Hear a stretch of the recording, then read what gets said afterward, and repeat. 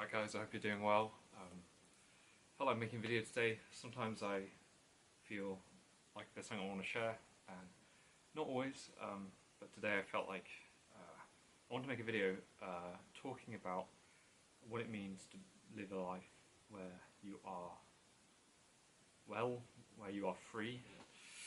A lot of things at church sometimes, depends where you're going I guess, but talk about things you've got to do and things you've got to be, and that can sometimes add a bit of a weight to your shoulders, but I think being Christian means becoming free in all kinds of different ways.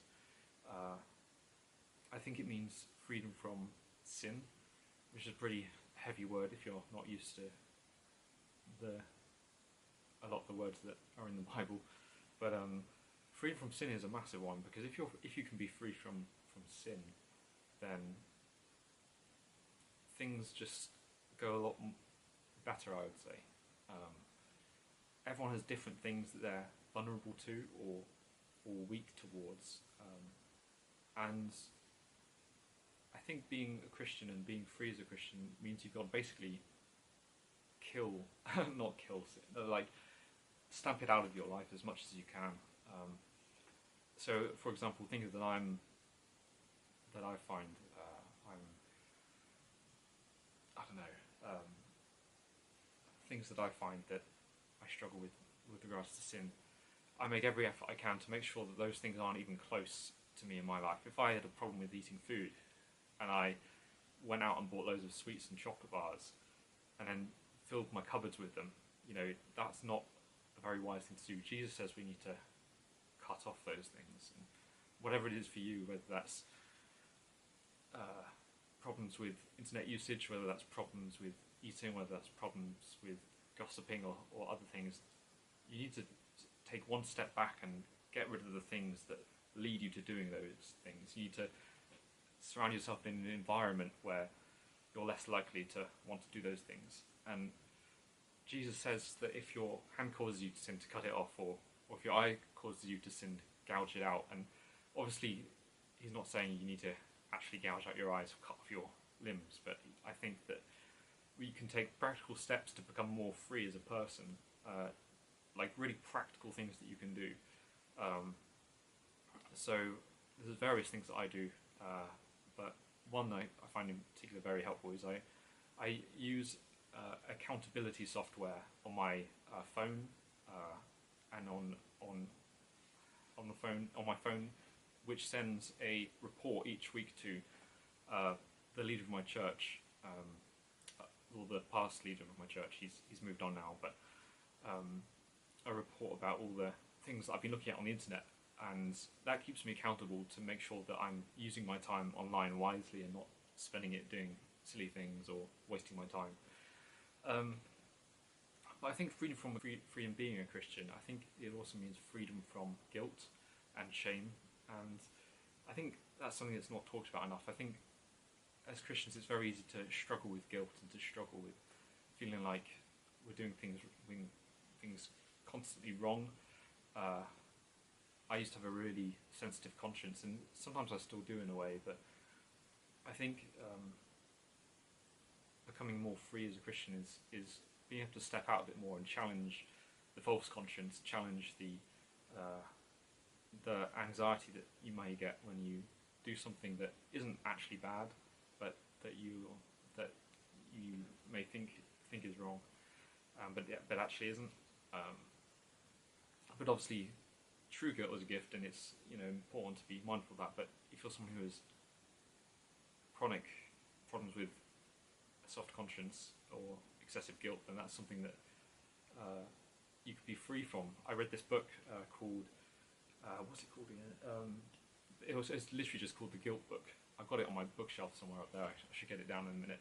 But basically, it is a Christian book, and it offers a way to challenge false guilt through CBT, which is a form of talking therapy, but it can be accessed in different ways. It doesn't have to be through talking. It can be through writing. It can be through reading. It can be through applying certain principles in different areas of your life. And it's very effective, and I think CBT as a whole is very Christian. I think it's very biblical. It's all about what's true and what's not, and all truth belongs to God, I guess. So, if any of you guys are interested, it's by a guy called Will van der Hart. I can't remember the other guy that does it. There's a psychiatrist and a psychologist, and they come together and they write this book, and it's really good. If you search it on the internet, the Guilt book, and find the one that's written by Will van der Hart, that's the one I mean. But I guess there are other ways to be free as well, and I mean, being free just means to not have other things control you, whether that's desires like lust or greed or gluttony, or I guess, or whether that's money. I guess when I was in my late teens, early 20s, I got really into gambling, and money was a problem for me. I got very obsessed with making money and gambling and trying to get money from betting on football matches, which was a bit silly at the time.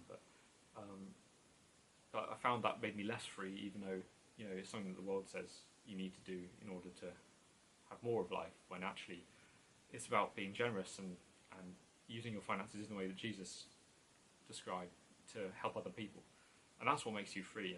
And I mean, and then to sort of, I guess I would say in my life I'm not completely free. There are things I still have problems with. I struggle with anxiety a lot. I struggle a lot with talking to people over the phone. I struggle with all sorts of different things, and everyone has their challenges, and I guess that's part of living in this world, which is not completely redeemed yet, and it's kind of just the way that life is. There are things that we're not going to be completely free of in our lives entirely, although we can make steps to getting further and getting better at those things. And everyone has different weaknesses and different things they struggle with. My one is social anxiety. I find it really hard meeting new people. I find it really hard starting conversations with people at church. But everyone has their own different things, and it's about learning to be free despite those things, I think. So anyway, that's all I wanted to talk about today. This video was just something I felt I wanted to make and share with you guys. If there's something you find interesting or anything that you are unsure about that I said, please leave a comment below. And please check out that book by Will van der Hart, The Guilt Book. It's really, really good. Anyway, I'll see you guys again soon. Bye-bye.